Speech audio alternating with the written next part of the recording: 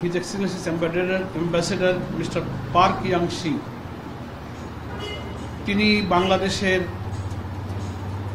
অগ্রসরমান উন্নয়নশীল অর্থনীতির দিকে খুবই ইঙ্গিত করেছেন যে একটা সম্ভাবনাময় অর্থনীতির দেশ হচ্ছে বাংলাদেশ।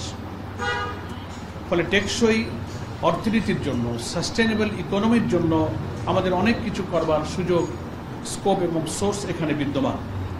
বিশেষ করে তিনি তৈরি পোশাক শিল্পের যে সম্ভাবনা, আমাদের বিশ্বের একটা প্রধান তৈরি পোশাক শিল্পের রপ্তানিকারক দেশ হিসেবে বাংলাদেশের সারা দুনিয়াতে সম্ভাবনার কথা তিনি উল্লেখ করেছেন। সেক্ষেত্রে আমাদের এই রপ্তানির শুল্কতার ট্যারিফ সম্পর্কে বাংলাদেশের বিদ্যমান সমস্যাটা যাতে দ্রুত সমাধান করা যায় সে সম্পর্কে তিনি আশাবাদ ব্যক্ত করেছেন। আমরাও আশাবাদ করেছি, উই আর হোপফুল। আশা করা যায় এটা একটা সহনীয় পর্যায়ে ট্যারিফটা আমাদের জন্য নির্ধারিত হবে। আমাদের আমির জামাত ডক্টর শফিকুর রহমান সাহেব বলেছেন যে আমাদের দেশটা ছোট কিন্তু বিপুল জনসংখ্যা, আমাদের অনেক সম্ভাবনাময় রিসোর্স, প্রাকৃতিক, সবুজ, বনভূমি, নদীনালা, সাগর সমৃদ্ধ মৌসুমী বায়ুর এই দেশে বিরাট সম্ভাবনা রয়েছে। আমরা যদি সৎ নেতৃত্ব এবং একটি সুষ্ঠু দেশ গঠনের জন্য আগামী নির্বাচনে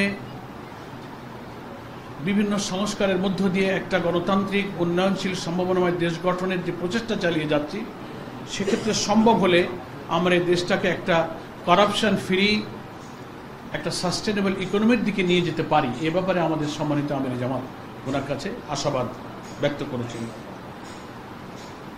কোরিয়ার অ্যাম্বাসেডর জানতে চেয়েছেন আগামী নির্বাচন, দেশের রাজনৈতিক পরিস্থিতি, সংস্কার পরিস্থিতি, নির্বাচন ইত্যাদি সম্পর্কে কিছু প্রশ্ন করেছেন।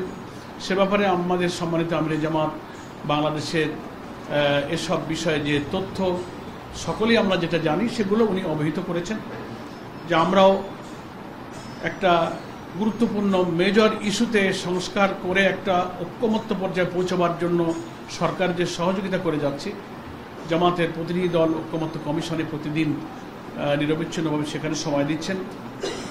আমরা আশা করি একটা ঐক্যমতের ভিত্তিতেই আগামী নির্বাচনে একটা সুষ্ঠু নিরপেক্ষ নির্বাচনের পরিবেশ ইনশাল্লাহ তৈরি হবে। এবং আমাদের তরফ থেকে বলা হয়েছে, উনিও প্রশ্ন করেছিলেন নির্বাচনের দিনক্ষণ সম্পর্কে, নানান রকম খবর তো পত্রপত্রিকায় প্রকাশিত হচ্ছে, ফেব্রুয়ারির দিকে নির্বাচন হতে পারে। আমাদের আমির জামাত বলেছেন এই ধরনের প্রস্তাব রমজানের আগে নির্বাচনের এই প্রস্তাব আমাদের পক্ষে থেকেই আগে ছিল। তো সেই সব বিষয়গুলো খুব খোলামেলা আলোচনা হয়েছে। নির্বাচনে পিআর পদ্ধতি প্রয়োগের সম্ভাবনা নিয়ে আলোচনা হয়েছে। সেখানে আমাদের পক্ষ থেকে সম্মানিত অ্যাম্বাসেডরকে অবহিত করা হয়েছে যে বাংলাদেশের ভোটারদের বেশিরভাগ প্রতিনিধিত্ব করে যে সমস্ত রাজনৈতিক দল, তারা পিআর পদ্ধতির পক্ষে। ফলে এটা যে কালো টাকা, পেশি শক্তি থেকে নির্বাচনকে রক্ষা করে, মনোনয়ন বাণিজ্য থেকে রক্ষা করে একটা কোয়ালিটি পার্লামেন্ট দিতে গেলে ও প্রত্যেকটি ভোটারের যথাযথ মূল্যায়ন করতে গেলে পিআর পদ্ধতি হচ্ছে একটি উপযুক্ত পদ্ধতি। এ সম্পর্কে ঘরোয়া আমাদের দৃষ্টিভঙ্গিটা তিনি সেখানে উল্লেখ করেছেন। এই মোটামুটি এইসব বিষয়ে আলোচনা হয়েছে। এবং কোরিয়া, চীন, জাপান, পার্শ্ববর্তী সব দেশগুলো আমাদের যে উন্নয়ন অংশীদার, তার মধ্যে কোরিয়াও আমাদের একটা অন্যতম উন্নয়ন অংশীদার। তার সাথে দ্বিপাক্ষিক ব্যবসা বাণিজ্য, শিল্প, অর্থনীতি, বিনিয়োগ ইত্যাদির সম্ভাবনা নিয়ে আমাদের মধ্যে আমির জামাতের সঙ্গে সম্মানিত ambassador mister park young Singh এর সঙ্গে খুব গুরুত্বপূর্ণ, সৌহার্দ্যপূর্ণ খোলামেলা আলোচনা হয়েছে।